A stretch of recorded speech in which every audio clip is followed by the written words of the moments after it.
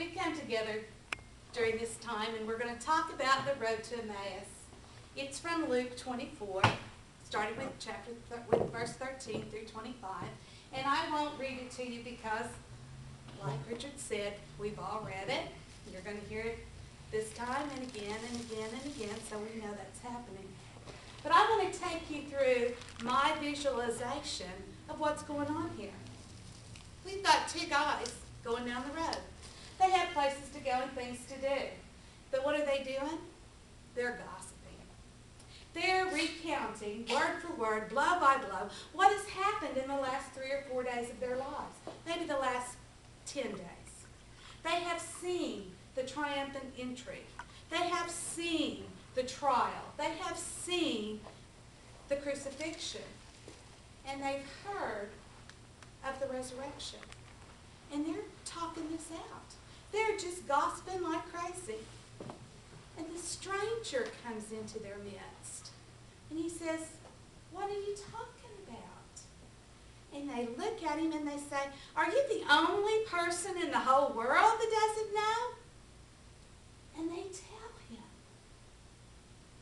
And he looks at them and he says, "How slow of heart to believe are you?"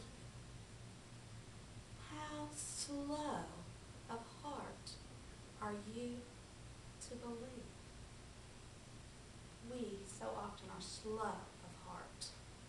We see it. We didn't see it firsthand. Jesus walks right beside us. Jesus has walked right beside us our entire lives. But we didn't recognize him often. We didn't know who he was. We didn't do anything for him. I told my friends at my table that we didn't get the rest of the story. He didn't let us go to 35. But had we gone on to 35, we would have gotten 2 more ideas that are real important here. Number 1, Jesus walks on the road with us. And then number 2, we've got to ask him in. When they get there to the town, they say, "Oh, come on in. Don't go on. Come and stay with us." And then that third, really, really important point is then he revealed himself to them. He always walks with us. Always. Whether we recognize him or not, Jesus walks with us. We have to ask him in, and he will show us. So as you walk, remember, Jesus is there, whether you know it or not.